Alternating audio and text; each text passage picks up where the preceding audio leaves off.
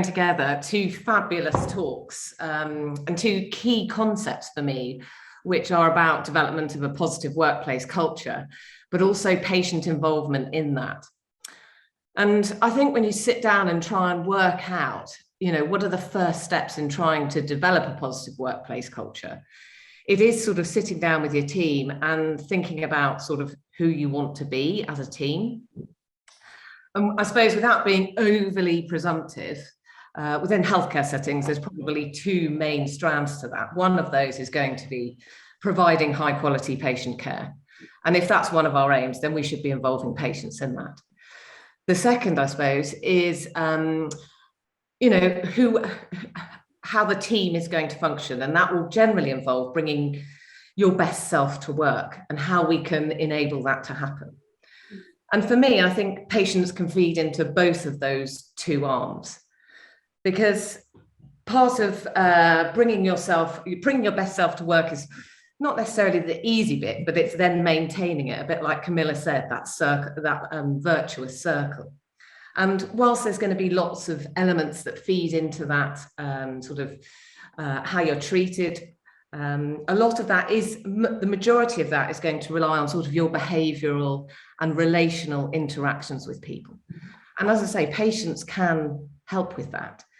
If patients are recognising these sort of positive, pro-social, relational behaviours and feeding it back to staff, then that's a great way of reinforcing positive behaviour. But not only that, it's going to be, improving morale, reducing burnout, doing all of those things and creating the positive ripple that will naturally occur when a member of staff gets that positive feedback. It will ripple outwards.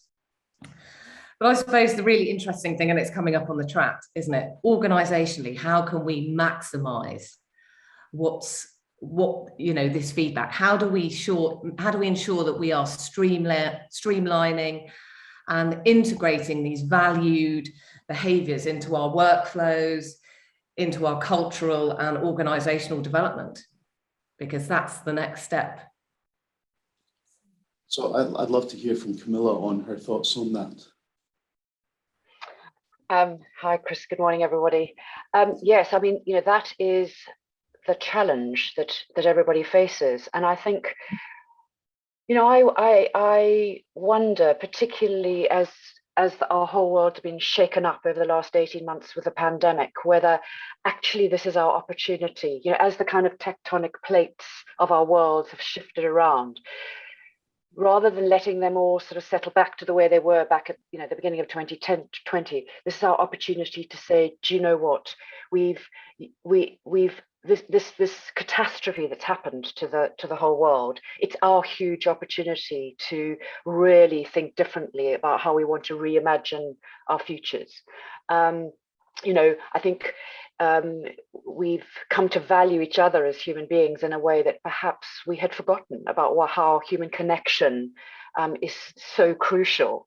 And it's often when you take things away from people that you really stop to appreciate actually, how valuable it is to connect in person with others. I think, online's great, but I think the thing that we've all craved and we've all missed so desperately is actually physically being with each other and having time to kind of really share experiences and move on. And that's true for us as professionals, but it's also true about how we connect with our patients. And certainly I've sensed in some of the work I've done at the Royal College has been around a kind of a new aliveness to hearing from patients. So for instance, we obviously work with a lot of children and young people, and health leaders are coming to us to say, tell us what children and young people think about education.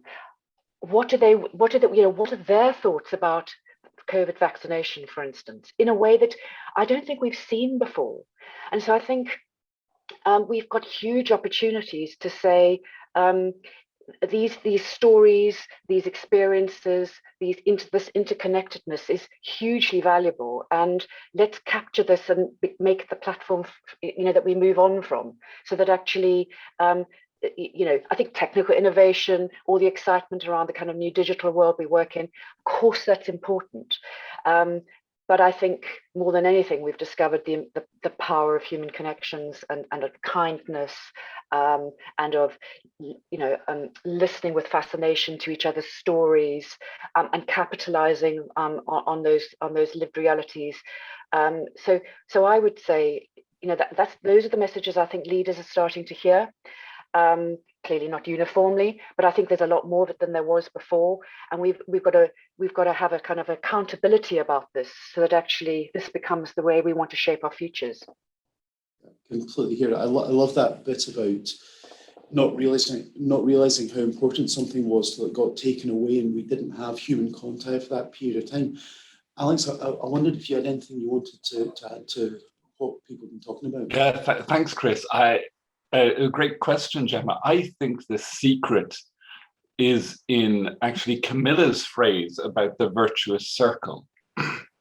And it's easy to say, but it's actually very difficult to do. And this is why we have trouble, because it is a circle, right? It's about closing the loop. It's about we are interdependent, and what I do contributes into the culture, and what I do with other people, that shapes what they do, and what they do shapes me. And you leadership examples, and you can spiral down, as Camilla suggested, or you can spiral up. And our question is, how do we get that positive spiral going up? And it is genuinely challenging. But I think the answer is, it's in the title of this session, being better together. We don't just be better alone.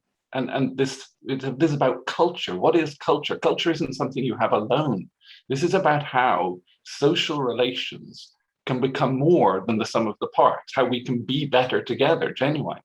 What we're just not very good at is the techniques of doing that, the actual technical strategy. Based on my research, I'd say one of them is just closing the loop on compliments. That's a simple one, but I think it has to be broader and bigger, but it is all around that circle for me. Alex, when you talk about closing the loop on the compliments, you mean closing the loop by reading them, understanding them, and letting people know about? Yeah, so when I mention closing the loop is a bit metaphorical, I mean that these compliments are patients reporting on staff going above and beyond the call of duty, which is beautiful. You could read them like that, but we fail to see that the patients writing the compliments are going above and beyond the call of duty of being a patient. Right? So it's a two-sided relationship. When someone does something good for me, I do something good for them. We're now bound together and we're building something. Closing the loop is about letting that circle, so that you've got to take the feedback from the patients, bring it into the organization, send it back to the staff, let the staff know that they made a difference, that the person who submitted the compliment knows that this got to the member of staff, because they're trying to contribute to the culture. And we don't even let them know whether it's worked or not. They just send it into a pit. And that's not closing the loop. Closing the loop, just like Camilla was actually saying, the bedrock of social relations is face-to-face. When I say something and you respond and so on, and we're feeling this relationship, that's how humans work. Sending a letter into a pit is not a human relation. That reflects Adrian's experience that started the whole Learning from Excellence movement up. I think that's a nice little circle to take it back to that, Adrian. Thank you. David, did you have anything that you wanted to bring up or ask about? So yeah, I mean, there's so much to take out of those two conversations, and I just want to reflect on one thing, and that's what Camilla was talking about, how people who go into healthcare, they're really motivated, altruistic, they want to serve, they want to make a difference, and yet how these working in dysfunctional organizations, teams, it kind of beats it out of them, and then they lose that wanting to do that extra mile. So how do we stop that leaching out of that feeling for people when they start to get into organizations, and how do we sort of reconnect people who have lost that back into that feeling? And that's my question for Camilla, really. And I guess that's the million-dollar question, really, isn't it? I think it's around us. It's around incentivizing organizations to invest in So at the moment, we're all trusts, as with most organizations, are driven by financial targets, targets to achieve X number of patients through the waiting list. We're under more pressure at the moment than we've ever been. But it's about understanding that if you really want to achieve those targets, it's about actually understanding how you unpick that and how you mobilize your staff to go the extra mile. And so this is, I'm afraid, why it keeps coming back to leadership, because I think unless your leaders get this, they're not going to be able to change the way in which we approach these really challenging situations that we work in. And so it needs leaders to say, I'm going to be really intentional about this. We're not just going to kind of in a laissez-faire kind of do a bit of staff well-being. It's about saying, actually, how do we give our staff an opportunity to connect as teams, to really mobilize those kind of forces? We're really expecting them to go the extra mile. How do we enable that to happen? But it's got to be done in an intentional way, where actually as a leader, I want to be held accountable for my staff and for the culture in the workplace. And if we are expecting, we've got this enormous backlog that we've got to address at the moment. You can't just keep flogging exhausted people to do more, because we know that doesn't achieve that goal. So actually let's flip the whole thing around and think, well, actually, how do we enable people? And actually, perversely, it's often about giving teams a bit of time to spend some time together, reconnect with each other as human beings. That feels sort of perverse logic when actually you've got pressures that on the system. But actually, it is about people in leadership positions recognizing that investment reaps the rewards for the organization. And at the end of the day, this is around what's right for our patients. We can't do that bit if we haven't got staff who are able to bring to work all those motivations that which we originally connected with, which drew us into healthcare work in the first place. So yeah, I'm not pretending this is easy, but it's never been more prescient than at the moment, I would say. Thank you so much. Alex, did you have anything you wanted to add to that? If I could just pick up on one point which hasn't come out. When we analysed this 1,000 compliments, there were staff going above and beyond the call of duty. And I questioned a lot the role of leadership in this, because there's actually a negative reading of it. And I'll give you the negative reading. It is that there's a lack of resources. Frontline staff have that motivation which Camilla was talking about. They're good people, and they see patients, and they see the gap between the resources and what's available. And so what do? They work late, they work extra hours, they follow things up in their own time. And so somehow you could read some of the compliments as an exploitation of the goodwill of staff, and that the organization is not backing them up. And precisely because the organization has withdrawn structural supports, humans on the front line with that obligation to each other step into the breach, because they can't just walk away from that relationship.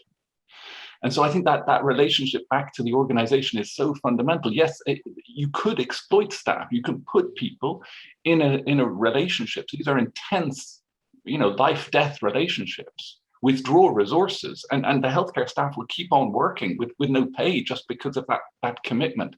But to exploit it would be very dangerous. We have to keep a critical eye on it. That's such a brilliant point. Just before we go to Fran, I just wanted to pick up on something Camilla said. And it was about making sure that people actually act on things and show their appreciation. I was in a conversation last week where I was told that a chief exec in another organization had said, and I quote, "Thank you goes as said," end quote. And I don't think it does. I think thank you only happens when you say thank you, and there's an intentionality to what we do that is part of our responsibility that helps us to make people feel appreciated. And you guys chatting, you trigger me. I've got millions of ideas. I'm popping with them at the moment. But Fran, it's your turn. Thoughts, questions? My head is spinning. So much amazing material in what Camilla and Alex have shared on the conversation. And I suppose for us, the Learning from Excellence system, so about 20% of our nominations in Plymouth come from patients, families and friends, often around the most profound times in their life, particularly around birth, death. So it's really fascinating. But I think what the conversations we've had from patients, it picks up on this idea that Alex was saying, that patients want to know that they gave feedback and it got back to the individual. And that's the real power of LFE, which makes it slightly different to when I put out a tweet or a Facebook message saying thank you. You know, the difference with LFE is it's bigger than a thank you, because it's saying this is the thing you did. And I think what we've really discovered is the things we have done that patients, that really matter to patients and their family and friends, are the things that we probably take for granted. So it isn't about the technical skills, but it's about the kindness, the time. And that's the same we see from our staff to staff LFEs as well, the giving of time. And I think this really comes back to both of your talks. But how do we make the time? Because staff want time to be heard. Leaders want to give staff the time, and yet that is the real tension we've got, and patients appreciate it when we give time. These are the, you know, go back to the social glue. And I think there's something, I think Suzanne Quinney's put it in the chat about how we really reframe this idea that we talk about kindness is fluffy, soft, the froth. I think you talked about it, Alex. It's the soft and fluffy stuff, and yet we know it's what matters to staff, it what matters to patients. So I think that's the real opportunity we have now as a community, is to start reframing that these are the foundational, fundamental things that matter to us all, and probably are the motivators that brought us into healthcare in the first place. And I think that's sort of a summary of our learning locally. And I'm just wondering if that, you know, that I think that's reiterating what you've both shared in your different talks today. Yes, I mean, can I just come in on that? I couldn't agree with you more, and it'll be fascinating to see what Don Berwick talks about this afternoon, because he's written quite a lot about this. You know, this idea that we've got in our the kind of transactional way in which we work in healthcare at the moment, the kind of obsession with targets and resource allocation and finances and, you know, managing risk and all the rest has led us into a very uncomfortable place, both in our relationships with each other within teams, but also our relationships with patients.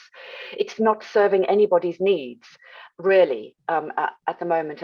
And he's written so eloquently about us needing to rediscover, almost finding a new era of medicine where we get back some of this humanity that actually each of us as human beings craves. And that really this is a challenge for society. So it's not just about individual leaders or you and I, actually all of us in society, because all of us are ultimately going to be patients one day or at some point in our lives as well. So actually as a society, we need to rediscover how we want to make all of this work in order to get, you know, find this kind of optimal relationship that satisfies all our needs. So I think this is a challenge that goes beyond just us healthcare professionals. There's something for me as well in supporting the development of those relationships, which sounds almost oversimplistic, but it's the value of the coffee room. I don't know how many, I'm sure there's a number of people here who've seen their coffee rooms turn to offices, but actually we need those coffee rooms, you know, back. And there's increasing recognition. You know, there's a paper produced about developing a safer maternity unit. And one of those elements is having a coffee room to allow those conversations where there are personal and professional conversations that build relationships, which will cultivate psychological safety and ultimately lead to a happy and, you know, a happy workforce that provides safe, quality care for the patients. Absolutely. Absolutely. So Alex, to you to wrap up for that last bit, and then I'll say thank you. I just find this discussion so fascinating. And so I'm a psychologist by training, and I realize here at the heart of this is a question we psychologists haven't really addressed, which is that organizations aren't just machines for getting things done.